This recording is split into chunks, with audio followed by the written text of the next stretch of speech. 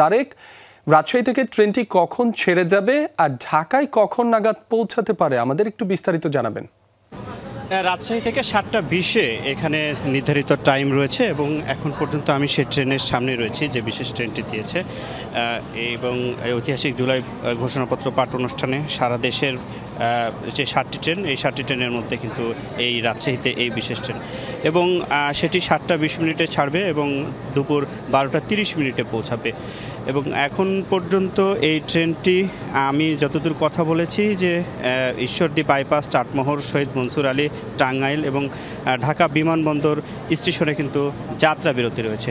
তবে একটি সমস্যা দেখতে পাচ্ছি, সেটি হচ্ছে যে কিছু সংখ্যক শিক্ষার্থী তারা ট্রেনের ভেতরে উঠলেও আরও কিছু শিক্ষার্থী তারা এসেছেন, তারা বলছেন যে এই যে ট্রেনটি, স্পেশাল ট্রেনটি অত্যন্ত নিম্নমানের, তারা অভিযোগ করছেন এবং এই ট্রেনে তারা যাবেন না, এই ট্রেনে তারা ব্লকেট কর্মসূচি দেবেন, এমনই কিন্তু কয়েকজন শিক্ষার্থী এসেছেন, এসে কিন্তু বলেছেন।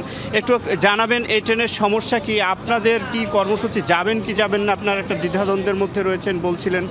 দেখেন, 5 আগস্টের এই ঘটনাকে কেন্দ্র করে আজকে সারা বাংলাদেশ থেকে বিভিন্ন পয়েন্টে ট্রেনগুলো দেওয়া হয়েছে, সারা বাংলাদেশ থেকে ঢাকায়, যাতে শিক্ষার্থীরা যেতে পারে এই জন্য।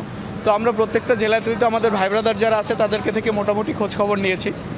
খোঁজখবর নেওয়ার পরে দেখেছি প্রত্যেকটা জায়গায় উন্নত মানের ট্রেন দেওয়া হয়েছে এবং আমরা যখন স্টেশনে আসি, স্টেশনে আসার পরবর্তীতে আমরা শুনেছি যে এখানে ভালো মানের ট্রেন দেওয়া হয়েছে। এরপরে এসে যখন দেখেছি প্রত্যেকটা বগি পরিত্যক্ত, এক একটা বডির ফিটনেস নাই, কোনো রকম কোনো কিছুই নাই। এরপরে এই ট্রেনটাকে ঢাকায় যাওয়ার জন্য শিক্ষার্থীদের জন্য দেওয়া হয়েছে।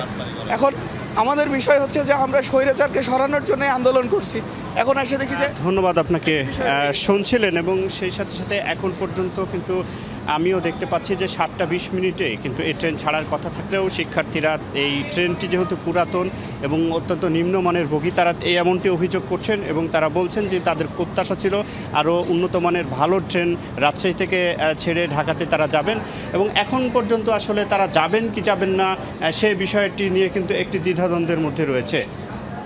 তারেক, আপনাকে ধন্যবাদ।